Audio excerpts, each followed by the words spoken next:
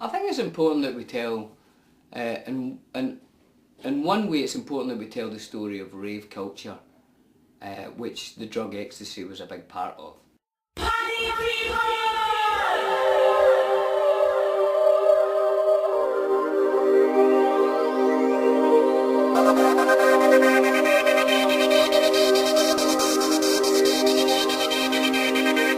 The importance of telling the ecstasy story is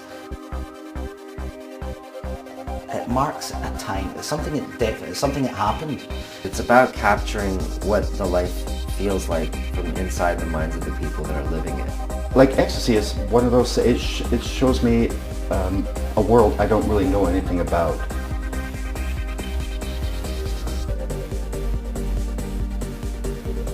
I grew up in this time, you know, and my high school years were, a lot of my friends were partiers and went to raves, and I recognized that life. All of a sudden this club culture came in. Now I was 18 when it kicked in. I remember going out to Glasgow the first time and going into a club and thinking, fuck, I've arrived, this is where I'm meant to be. There was a camaraderie between people, there was love, you know, that people were taking something, yeah, they were getting off their heads and they were getting high, but it was all based on sharing it together and being part. And I remember thinking to myself, this is why they call it clubbing. You know, you were part of a club, you were part of something. People have a lot to say about E. Good, bad, most of it's shite. Truth is, the moment you taste it, you fucking know. E is pure fucking magic.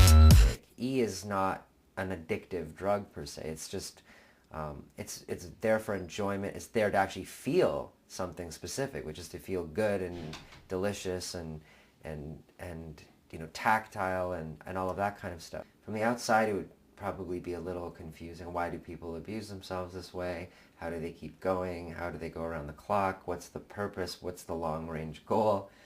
But Irvin manages to bring out the inner workings, the sort of the machinations and the logic, and lets you viscerally kind of fall from one episode into another in a way that starts to make sense.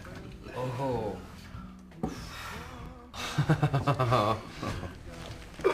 You care for a sample?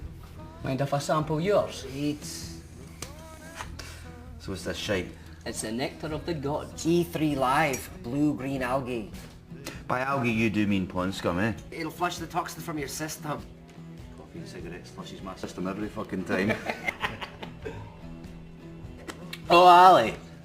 Scots hardly eat vegetables. I'm not going to fucking drink them, are they? Everything changes with time. With your investment, they will. My what? Lloyd, think of it. Your disposable income needs a sound, sustainable investment. A fair trade vegan cafe with organic products over there. I've got news for you, pal. Knee market. There's a non-judgmental way of delivering the life around drug use and what occurs to people around drug use. And the nice thing about it, and I sort of found this in the script, is that it doesn't throw a judgment on it. It portrays it, and you know, we live in a world where there's a lot of drug use, regardless of whether or not it's considered legal or not. Time to take your meds. Oh, aye, and what are they? They'll make you feel better. I feel worse and worse. I can't even fucking think straight. You people don't know how to mix your drugs. My drugs are better than yours. And I think that it's a nice investigation into a drug that's very prevalent, and forms of this drug are actually becoming more prevalent than any other drug on the market. So, you know, it's a nice interpretation of how that drug gets to people and what it does to them and how they react to it and how they live their lives. Well, automatically the first thing that springs to mind is the movie's about drugs, and it's not actually about drugs. The fact that the movie has a one-word title, what is ecstasy to you? Ecstasy could be making love to someone, ecstasy could be taking drugs and dancing in a club. The title of the movie, and this has been my modus operandi for it, has been my ecstasy is Heather. Because the ecstasy he's been taking up to this point it's passé. He's been doing it for so long. He loves it. It's part of his life. It's part of his culture. But he discovers ecstasy, real ecstasy, within Heather. She is my new drug. Here. No. Next time, right? Bye. I feel like I can fly. Right out of this cynical world and right up into that big golden bastard in the sky. I'm very drawn to a story of the transformation of love from a state of dependency to a state of transcendency. And although there's still a dependency at the end of the story in a certain way between Lloyd and Heather, he still comes to a place of transcendency within his experience of love. And that to me is a beautiful and important story for us to tell. What are you on? Nothing. Nothing at all. Nothing but 100% pure love. Tell me that on Monday. I'll believe you when I see you sober. Heather goes through a kind of what I'm calling like a butterfly experience, and a lot of my girlfriends have gone through these periods in their lives, and I've experienced this where you start to do something and you get caught in this rut and in this pattern, and it's based on whatever fears you have, whatever happens in your life, and something just opens your door and like blows your mind open and everything changes. And I think for Heather, it's both her choice to leave Hugh and also meeting somebody that she sees such, I think she sees in him this joy and this love of living and this like excitement, almost childlike quality that she's like suppressed in herself for so long, and that moves her. Never had you pegged for clubber. Definitely, I am not a clubber at all. What were you doing there last night? I'm just trying to forget. Forget what? I don't know. I forgot.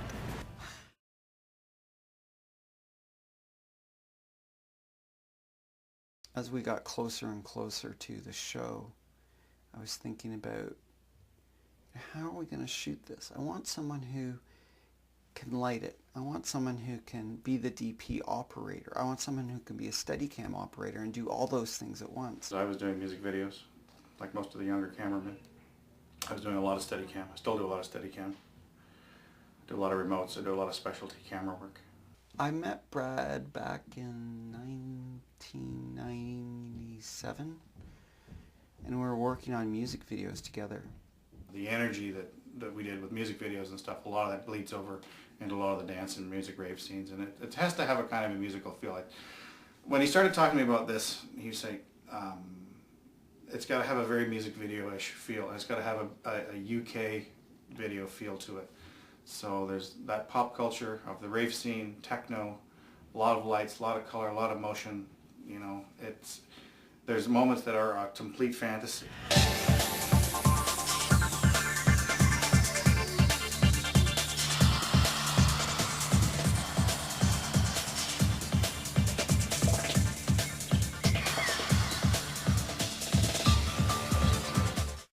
A lot of these people are very unhappy. They have mundane jobs. They don't like where they're at. They want to get away, and they're taking on this rave experience as a big escape.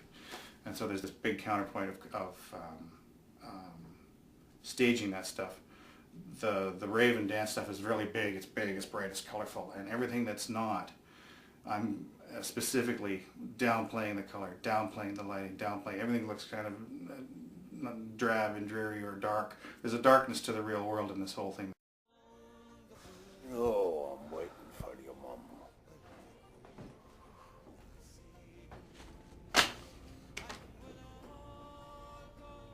She's not coming home, Dad. What?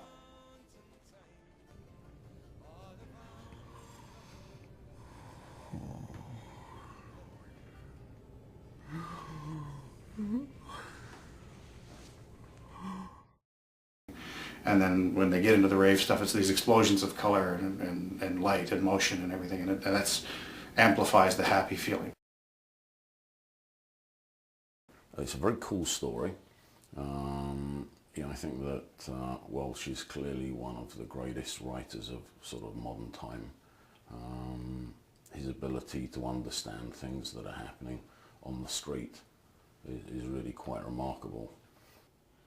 I relate to Irvin's writing first of all. I think Irvin writes very much, I've said this before and I was quoted on it and I'll say it again, he writes very much with his finger on the pulse, and I come from not a dissimilar background to him. I'm West Coast, he's East Coast, but I definitely have lived that life a bit. There's a lot of stuff when I first read this script. I didn't read the book, I first read the script and then I went to get the book. And there was a lot of stuff in there that was quite close to the bone, with relationships with parents, the upbringing, the kind of friends that he has, the environment he's in, the rave scene, the drug scene, the club scene. It was very close to the bone. What inspired you to write Ecstasy? It was just something that, because a huge part of my life, and I came to it quite late because I was about, in my early 30s when the acid house thing kicked off. Most people were in their teens and 20s, but myself and a bunch of pals who were kind of like contemporaries, we just decided when everybody else was kind of settling down and working hard and sort of having kids and sort of getting into family life and getting ambitious and career orientated, we decided, fuck that, we're going back out there and we're having it, we're going raving, and that was, it was like, that was the way we decided we're going to live, and it became an all-encompassing thing for me. I did get lost in it. I got kind of, I lived for the weekends for about, I would say, I was involved in it over 10 years, but for about 5 years I really lived for the weekends, and it kind of there's a lot of great things about it. I had a fantastic time and I met people who've kind of became great friends, but obviously there's costs in that as well. There's a lot of costs in living that kind of life. One of the things about all of Welsh's books is that he's kind of attacking the establishment and the status quo, and he's attacking inertia, and he's attacking boredom and ennui, and just sort of checking out and accepting that what's going on is enough. So he looks at people who live on the extreme and who are pushing for something. Sometimes they fail, sometimes they end up ODing and dying and getting into really gnarly, embarrassing situations. But some of them end up going for a really wild ride. We're social collective fucking beings, eh? We've got to get together and have a good time. It's a basic fucking right. It's your duty. You're human fucking beings. We've got to party, eh? We've got to party and have a good time. Hey! Oh! Oh! My drugs are better than yours, eh? My drugs are better than yours. My drugs are better. Irvin is a very special human being. And I haven't read a bunch of his stuff, but I think that's unimportant. I know of his work. I know what he represents in certain ways. And he came to set, and he's like just beautiful, present and interested, and he's like inspiration to me of what people can do in their lives. Irvin Welsh has a lot of fans all over the world. Every weekend there's kids going to nightclubs all over the world. Electronic music continues to sell a lot of compilations, and there's definitely a huge culture there. I think last year there was a love parade in Berlin with 2 or 3 million people showed up. So we know there's an audience, and from a lot of films being made, their voice isn't being heard. So we want to, give a voice to the audience and see and play with, what young people want their heroes to be or their anti-heroes to be.